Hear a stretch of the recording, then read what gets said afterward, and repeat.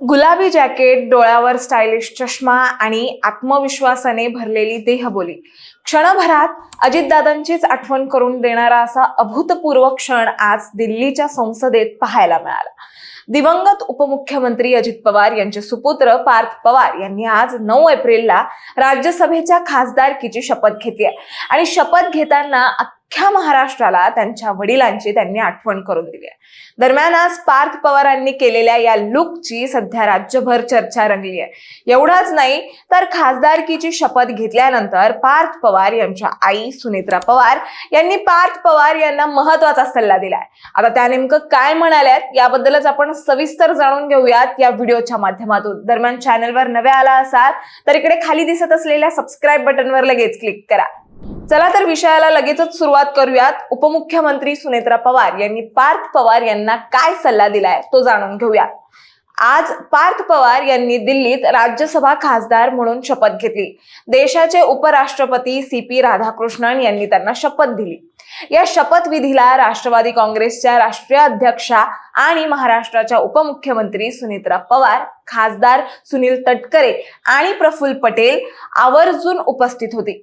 ज्यात पार्थ पवार यांनी इंग्रजीतून खासदारकीची शपथ घेतली आहे.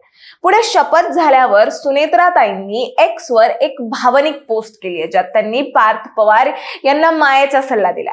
त्यात असं लिहिलंय की राष्ट्रवादी काँग्रेस परिवारासाठी आजचा दिवस अत्यंत अभिमानाचा आहे.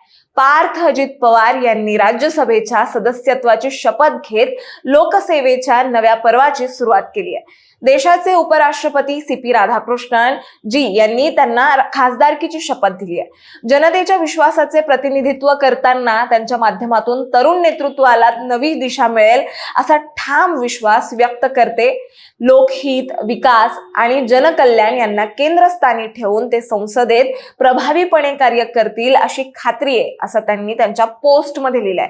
त्यामुळे एक लक्षात घ्या, हा फक्त आईचा सल्ला नाहीये तर राष्ट्रवादी काँग्रेसच्या पुढील पिढीच्या राजकारणाची दिशा मानली जाते. आपल्याला माहिती आहे 28 जानेवारीला बारामतीत झालेल्या विमान अपघातात अजित पवार यांचं निधन झालं.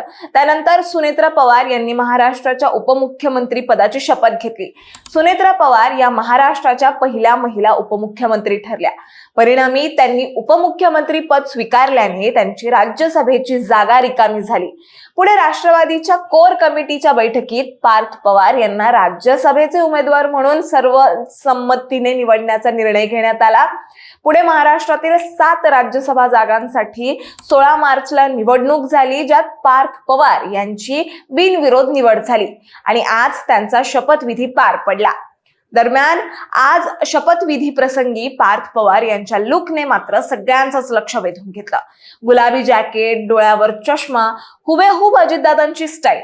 आपल्याला माहिती आहे अजित पवार जेव्हा जेव्हा गुलाबी जॅकेट घालून मैदानात उतरायचे तेव्हा तेव्हा ते महिला भगिनींसाठी नव्या योजना घेऊन येत असत. तसेच महिलांसाठी ते ठाम भूमिकाही घेत असत आणि आज त्याच लुकने पार्थ पवार यांनी दादांची आठवण करून दिली.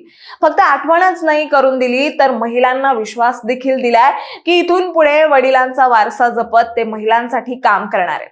शेवटी काय, पार्थ पवारांच्या लोकने आज महाराष्ट्राचं लक्ष वेधलंय खरं, पण तुम्हाला काय वाटतं, पार्थ पवार अजितदादांच्या पावलांवर पाऊल ठेवण्यात यशस्वी होतील का हे आम्हाला कमेंटमध्ये नक्की सांगा. आणि अशाच माहितीपूर्वक व्हिडिओ बघण्यासाठी लगेचच सबस्क्राईब करा प्राईम टाइम महाराष्ट्राला.